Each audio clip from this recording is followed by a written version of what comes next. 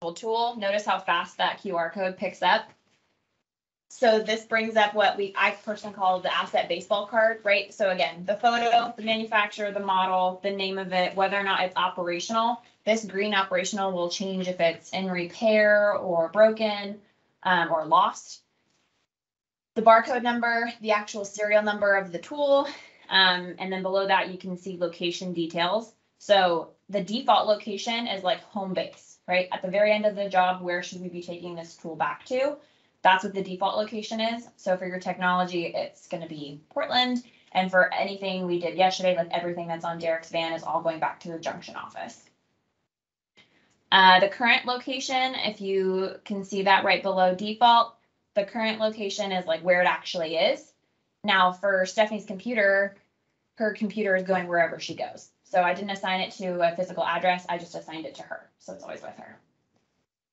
Okay. Right below that, again, you've got the responsible employee. So it's going to have her name, her phone number. I don't want you to actually do this, but you see the little red phone next to her number on the screen. Mhm. You hit that, it'll actually take you to dial Stephanie.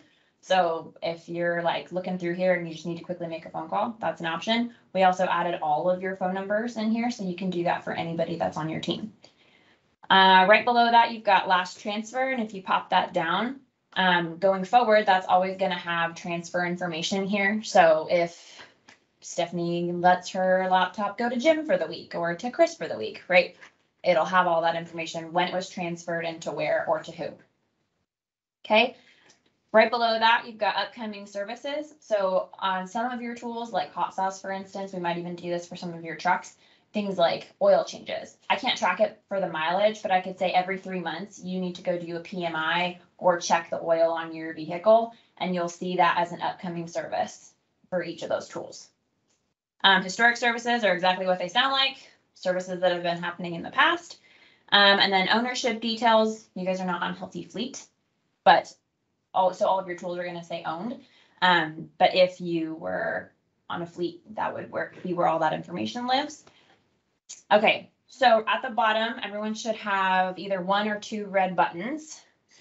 Okay, so some of you only have 1, some of you have 2, that's totally fine. Everyone hit transfer, and you should get this.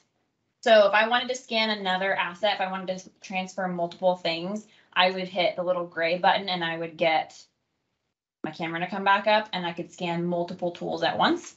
In this case, I'm just going to transfer the 1. So I hit transfer. It's now in my transfer cart. Okay, so everyone hit the red button that says view transfer cart. Perfect. And I'm going to back out.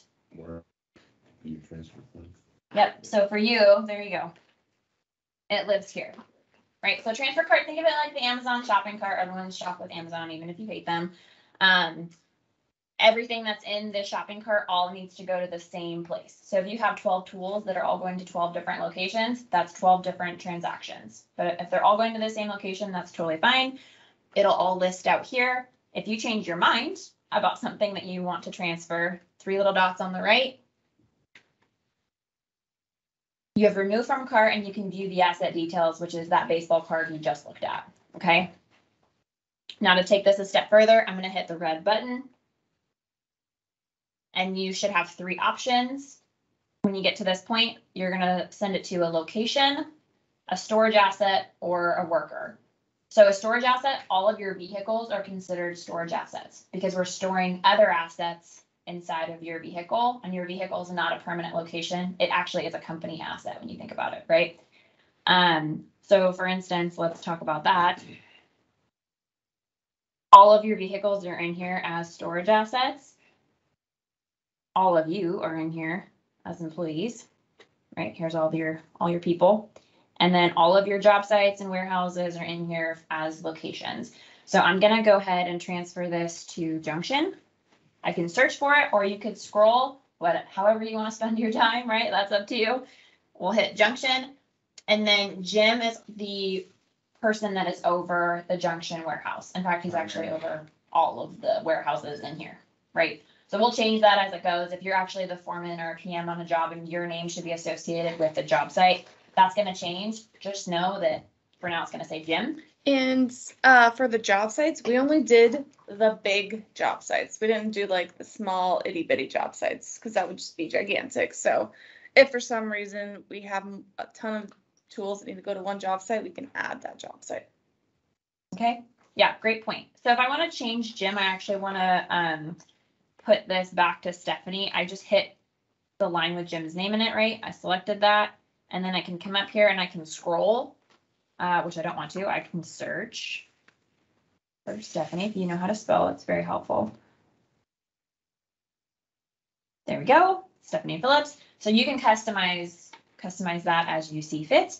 I will point out return date to you, and I failed to mention this to you yesterday, but return date is like setting a reminder for when you would like to return this tool. Doesn't automatically transfer the tool back. It just reminds you, and Stephanie, like, hey, you need to return this, okay? It just reminds you in the system. That's cool. So let's say I want to return it tomorrow. I'm going to select tomorrow's date, and I'm going to hit transfer now. Don't let that fool you. Transfer now does not actually mean that you're done.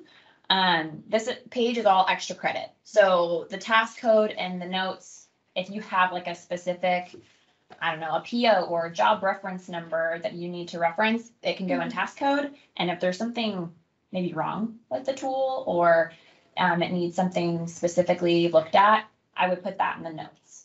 Again, it's extra credit. You don't need to do that. It would just be helpful if you're trying to communicate with the guys back at the shop. Yeah, the more communication, the better.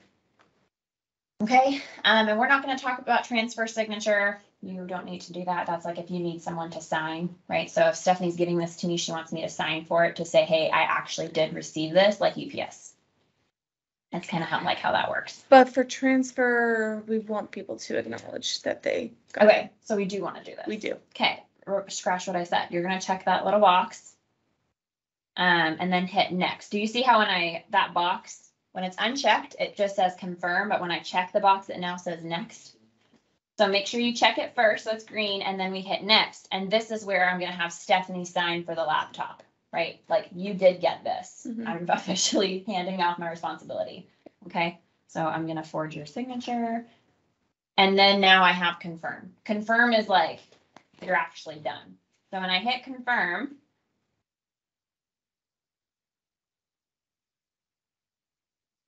default at current location. Okay, well, this was dumb. This means it didn't go through.